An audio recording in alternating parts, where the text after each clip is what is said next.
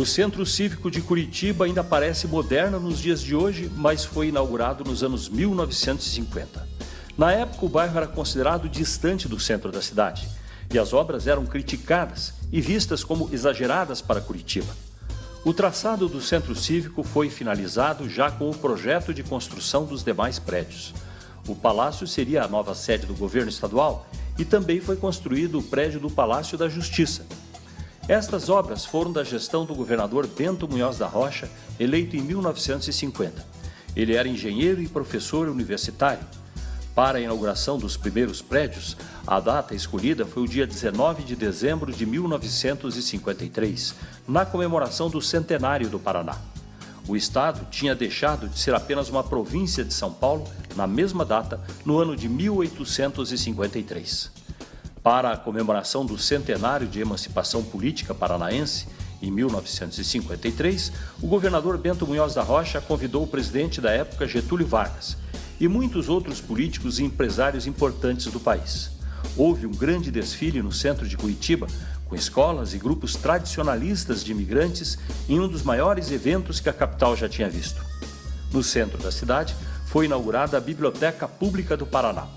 E começaram as obras de construção do Teatro Guaíra. Um livro marcou a data com uma coleção de fotos das várias regiões paranaenses, feitas pelo fotógrafo Peter Shire. O Palácio Iguaçu ficou pronto e foi inaugurado no ano seguinte, em 1954, com outro grande evento. Também no governo de Bento Munhoz da Rocha foi criada a Copel, a Companhia Paranaense de Energia Elétrica. Ele ainda iniciou as obras da Rodovia do Café para a ligação com o norte do estado e a pavimentação de estradas. E terminou as obras do Porto de Paranaguá, que foi ampliado. Bento Munhoz da Rocha ainda tentou se eleger para o governo novamente em 1966, mas Ney Braga, que tinha sido lançado na política por Bento, apoiou outro candidato, Paulo Pimentel, que venceu a disputa. Bento não voltou mais ao governo e morreu no ano de 1973, longe da política, aos 67 anos. Mas deixou a marca de um governante bem diferente da média, um intelectual, correto e realizador.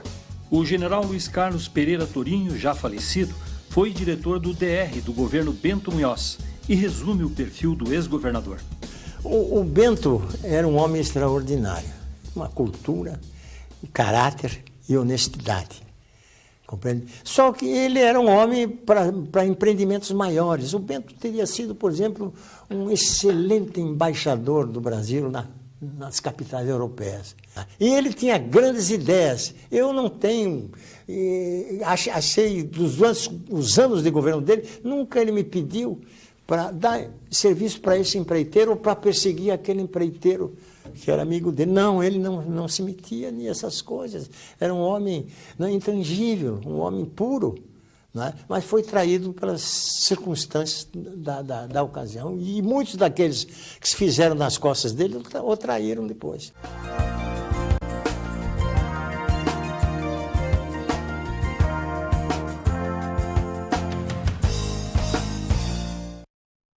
Um político com esse perfil não sobrevive nos dias de hoje. Hoje a política é muito pragmática, as pessoas buscam resultados.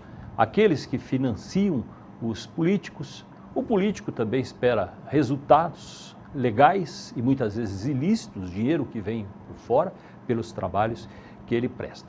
Bento Munhoz da Rocha viu à frente do seu tempo. Na época, a imprensa local, a população também criticava pelas obras, mas ele dizia que estava fazendo algo definitivo, algo que seria pelo futuro do Paraná, já pensando no Paraná mais adiante, que teria que ter aquela estrutura ali formada. E assim ele se adiantou e trabalhou criando todo esse conjunto que hoje a gente conhece ali como Centro Cívico. Que o que ele não fez na época, ele deixou pronto o traçado para que fosse feito depois, o planejamento. Veja que interessante, além do Centro Cívico, a visão dele numa Curitiba muito pequena na época, nos anos 50, o tamanho da biblioteca pública, a importância da cultura, a importância do Teatro Guaíra, que ele começou, depois mais tarde demorou para ser inaugurado, mas foi ele que começou. Então ele tinha essa visão de cultura, de futuro do Paraná.